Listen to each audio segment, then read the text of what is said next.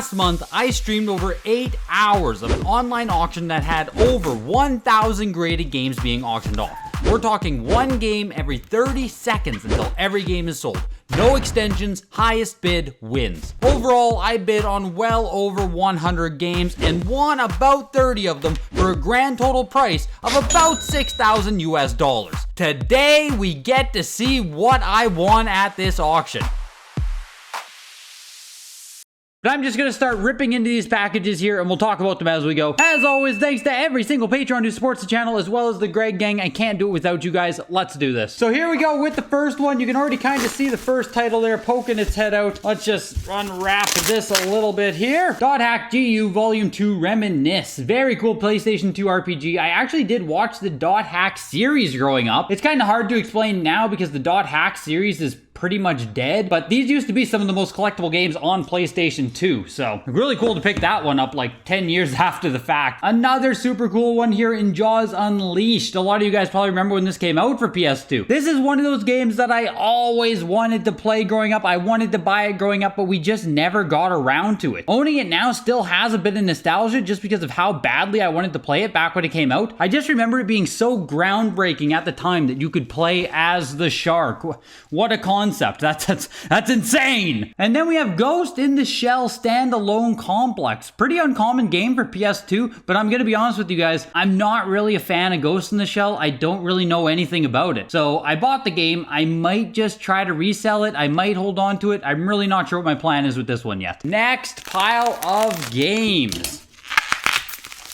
Wow, yeah, okay, this one is awesome. Dark Cloud 1 on the PlayStation 2. I did play this game growing up, and it was pretty damn cool at the time. I have gone back and tried to revisit it, but it really doesn't hold up as good as it was back in 2001 or whenever it released. When I went back to try it, it just felt pretty dated and formulaic, and not in an addictive way, just kind of in a tedious way. Maybe that's a hot take. Dark Cloud fans, let me know what's up. Next up is Devil King's VGA 85 condition. I don't know much about this game at all. This is one of those games where I just picked it up because it was a pretty cheap price. It's kind of the exact same way as loose or CIB collecting. If I see a factory sealed, if I see a graded game for a good price, I'll just pick it up and add it to the collection. I have no qualms with that. This one I might even just try to resell and see what happens. My goal with everything I purchased from this auction is to keep the games that I want to keep for free. So I spent about $6,000 on everything, which means I'm gonna have to sell about $6,000 worth of games here. At least that is my tentative plan with this stuff. As we all know, and as we all do it, I'm probably just gonna end up keeping more than I should, but I mean, that's just kind of how this works. I'm going to try to be disciplined about this purchase. Next up is Dino Stalker on PlayStation 2, and this is another one that I'm probably just going to end up keeping. This game is pretty low-key cool, even though I don't think a lot of people know about it. It's kind of like this weird off-brand Resident Evil Dino Crisis game that does use the light gun controller, but it's also loosely supposed to be the third entry in the Resident Evil series light gun games, and then is also followed up by Resident Evil Dead Aim, I believe. It's just kind of plopped into the wider Resident Evil Dino Crisis Capcom web. And much like everyone else, I also do like collecting horror games, so this one's gonna fit into the collection nicely. Next package of games.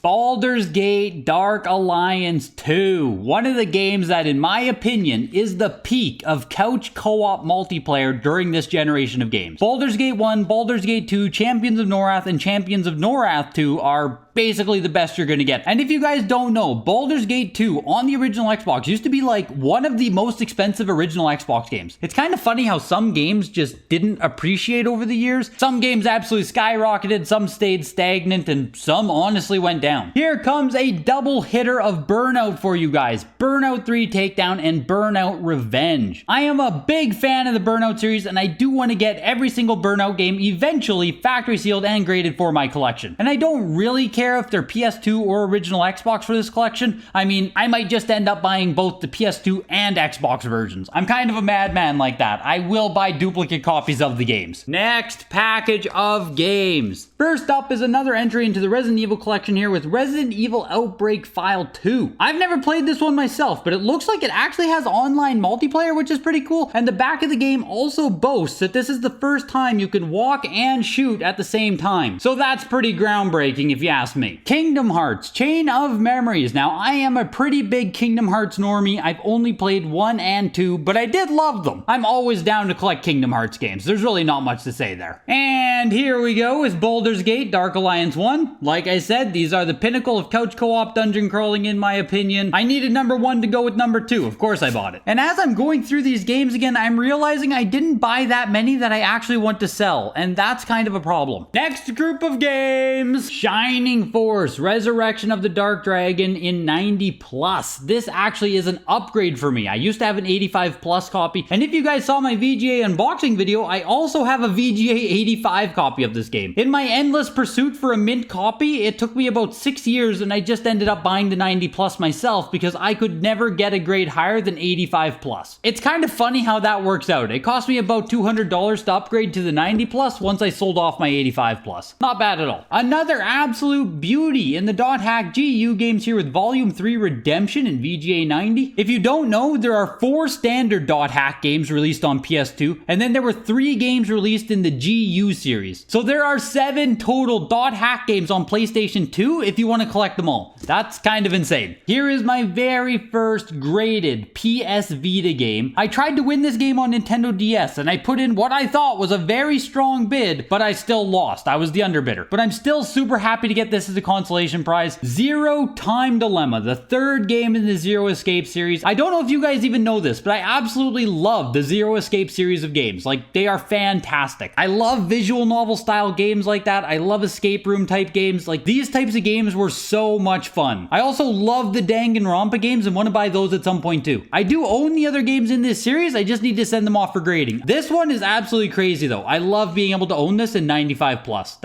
That's really cool. Next package of games. Resistance Fall of Man PlayStation 3 VGA 85+ with the little sticker here on the front stating 9.5 out of 10. I'm assuming that little sticker means it is a second printing of the game. Either way, the price was absolutely right on this one. This is one that I probably am going to resell because I'll be honest, I never had the chance to play the Resistance series. I've heard good things, but I never got around to it. This one here, a lot of you probably don't know. This is Rex Ronan, Experimental Surgeon for Super Nintendo. This is one of 4 or 5 games released by Raya Systems in an attempt to make learning fun. Here is the actual description from the back of the box. Join Dr. Rex Ronan as he shrinks to perform high-tech laser surgery on Jake Westboro, who suffers from long-term tobacco use. Use Rex's laser scalpel to vaporize tar, plaque, phlegm, and precancerous cells. That's right, in Rex Ronan, you get to go and stop tobacco-related side effects right at the source. As you can imagine, these games aren't exactly easy to find because they didn't exactly sell well. At all. This one here I actually did buy just to resell, and my max bid on this game was quite a bit higher than what it sold for, so fingers crossed here I didn't make a mistake. And this right here is the number 1 game that I am the most excited for in this entire order. I finally have a VGA gold copy of the Afro Samurai. Absolutely, without a doubt, one of the best anime I have ever seen, starring Samuel L. Jackson, of course. And then, of course, because I was such a big fan of the anime, I had to go out and buy the game, right? That's how that works. The game itself is fun, like it's a good game, but I don't think I can recommend it to anyone unless you've already seen the anime and you're already a fan of this universe, of this franchise. It's kind of like recommending a Dragon Ball Z game to someone who's never seen Dragon Ball Z. Like, yes, the games are good, but it really helps if you already know the source material. Super, super happy to be adding this one to the collection. Down to the final 3 bundles, everybody. First up is Conker's Live and Reloaded on the original Xbox. This game is actually just a remaster of Conker's Bad Fur Day for N64, which makes it completely awesome. It also has a very different and fully revamped multiplayer mode, which just makes for a fun game overall. Who doesn't like Conker? This was an easy one for the collection. Dark Watch on original Xbox, another game that I always wanted to play but never got around to it, unfortunately. Therefore, I don't have much to say about Dark Watch. I wasn't looking to pay much for it, and I didn't have to pay much for it, so I'm happy. But this next one though, Star Wars Knights of the Old Republic 2, The Sith Lords. What an incredible game.